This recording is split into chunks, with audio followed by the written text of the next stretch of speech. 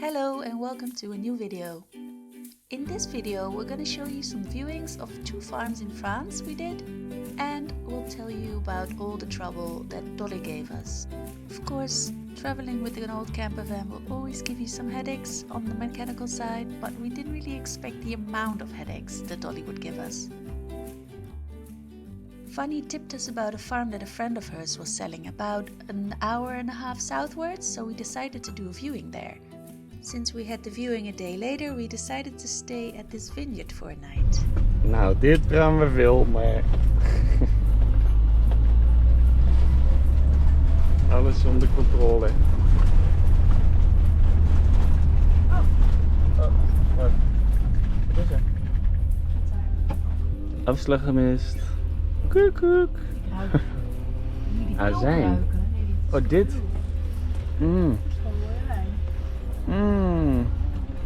Droeven. So as you can hear Lukas saying here, those were grapes, or like squished grapes that they put on the side of the road, and the whole vineyard smelled of fermented grapes. It actually made us quite thirsty and maybe slightly intoxicated. Ik heb wel het goede adres in. Ja, Door mij een berg.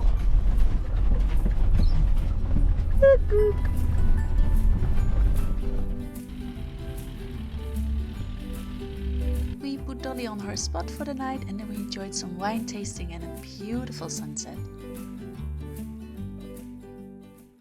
Lukas felt it was time for a haircut. Now, I ain't no professional hairdresser, but I was up for this task. Viewers' discretion is advised for this next part. I swear it looks more painful than it was for him. The trick is to go over the hair again and again, over and over, until you see blood. I mean, look what I had to work with. All done! Auw. The next morning we set off for our first farm viewing ever. The plan was to meet up with Thibaut. He is a friend of Fanny and he's a dairy farmer with about 10 hectares of land. He wants to sell half of it because it's just too big for his cows, and there's an old farm on the other half.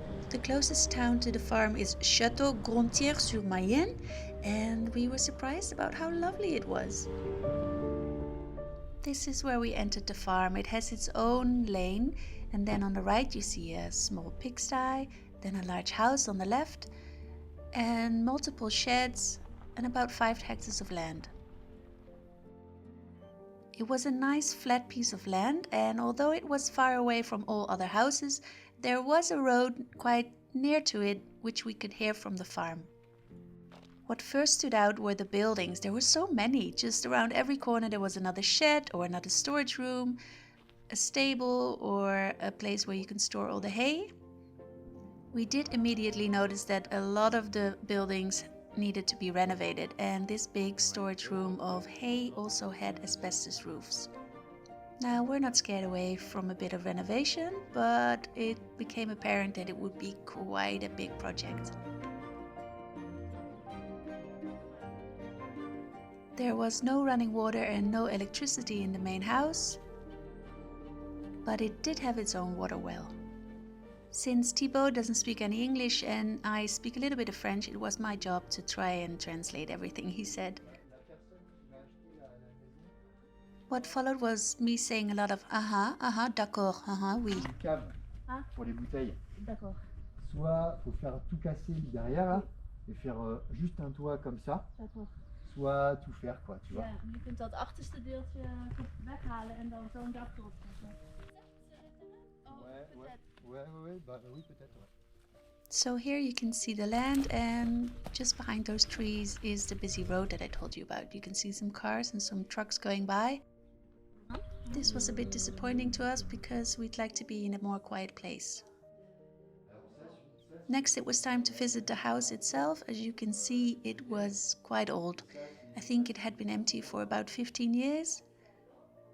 A lot of renovation needed to be done here. There was no electricity, no water, as I said, and the only recent inhabitants were owls, a whole family of them. Des crottes de chouettes. Ah, Des pelotes de réjection, ouais, c'est ça. uilenballen.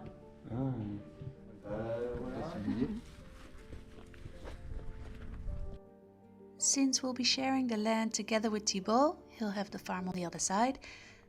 We explained our plans of owning a little farm just for personal use and have some animals and maybe some guest houses. Like I said, we were really surprised by the amount of buildings and the amount of space that was included in the farm. Here he's showing us an old horse stable and the milkery.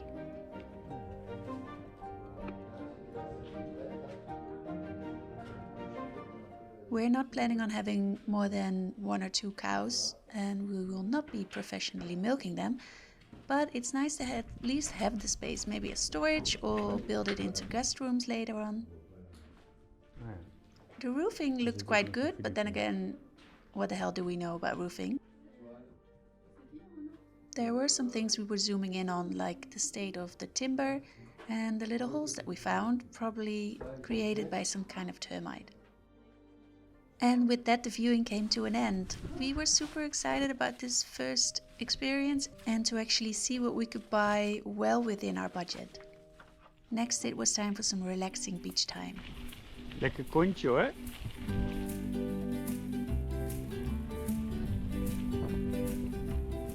By coincidence, we stumbled upon this nude beach and there were only a few people around and the sea was calm, so Lucas even took a dip and I was just basking in the sun. Of course, we had to stop filming here. For the past day or so, we've been noticing that the brakes of Dolly didn't work as well as they used to, so we started to investigate. In order to get to the brake fluid, Lucas had to remove the spare wheel. Since the brakes were working less and less, we tried all garages in the area and finally we found a Fiat one. Unfortunately, they couldn't really help us, so we drove on our last braking system to this nearby camper space. While I was washing my hair, Lucas was calling the ANWB multiple times. This is really where our mechanical journey started. Since it was the weekend, we had to wait a few days for another garage to pick up Dolly and take another look. But in the meanwhile, we got a rental car and did another farm viewing. This farm was situated on a hill and it had about 4 acres of land. Oui, plus isolé. Oui, plus isolé. D'accord. Sans, Although we thought it would be in the middle of nowhere, there were quite a few houses around it, which disappointed us a bit. And also you were able to hear the noise from the freeway quite well. From what I understood in my shaky French, these buildings were more than 150 years old and hadn't been lived in for at least 30 years. There was a building that was already renovated, but this could only function as a barn, not as a house.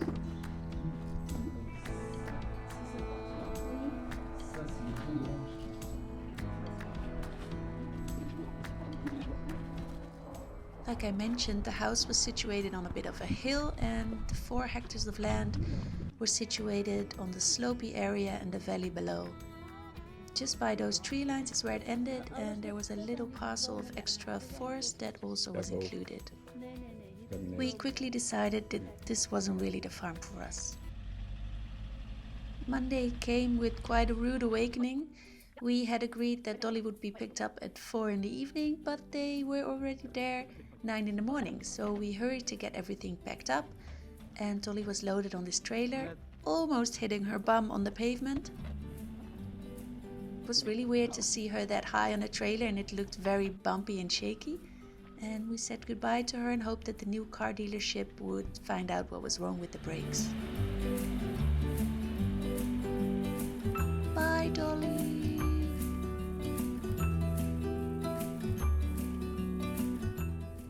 See, I definitely would not be wanting to drive that trailer with that huge camper on top of it. Anyway, we settled into our cute bed and breakfast in the Dordogne, just about an hour away from the garage. It was actually quite nice to discover this part of the Dordogne because we really liked it. It was beautiful, hilly farmland, old houses, old churches. This one came from the 12th century and the sun was shining, which makes everything more beautiful. So as you can see here, we got Dolly back, and long disappointed story short, we thought they fixed it. They replaced the main brake cylinder, which cost us about 450 euros, only to discover that after a while the brakes would completely block against the front wheels and Dolly would not be able to drive anymore. So we had a new problem and we had to find a new garage. So this new garage informed us that we needed new brake claws, which is those metal things that go against your wheel when you're braking. That will cost us about another 700 euros and we had to leave Dolly again for a few days. So to make the most of our time, we decided to take the rental car and go to Bordeaux for one day. I'd been to this city already and I really liked it before, and it did not disappoint this time. It's a city center full of cute streets, old cathedrals, lovely restaurants. We visited a book market and we spent the evening drinking cocktails on the terrace and toasting for a speedy recovery of Dolly. Since we had so much time to spare, we also did a day of Soulac-sur-Mer. This was one of Lucas's youth memories. He did a holiday with his family on this island, like a peninsula island.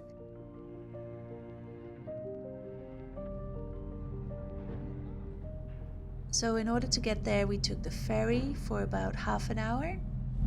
Waar gaan we heen? Soulac-sur-Mer. Soulac-sur-Mer. Avec le boat. Et le pain. Et la fromage. Le fromage. Le fromage. Oui, oui. Upon arriving on this cute little island, we rented 2 bikes and we decided to discover the coastline. The weather was okay and it was just a lovely little day trip. So at this point we had received a call that Dolly was ready for pickup and she was all fixed. So we looked for a little restaurant and we ordered some beers to cheers to the good news. So we headed to the garage for pickup day and were disappointed once again. Heb je de Ja, vertrouwen? dan ga ik er weer in rijden. Dan denk je, ja, dat doet fantastisch. Rijdt heerlijk. Ja, dan durf ik nu maar honderden, duizenden kilometers mee te rijden. Hallo. Nou, ik niet. After many hours in that waiting room, it was time. Dolly was fixed and we were able to continue our travels. Hoe vaak hebben we nu Dolly naar de garage gebracht? 3 keer. Kom op, Dolly. Nou moet je blijven doen, meid. Our next stop is Spain, and in the next video we'll tell you all about our adventures there.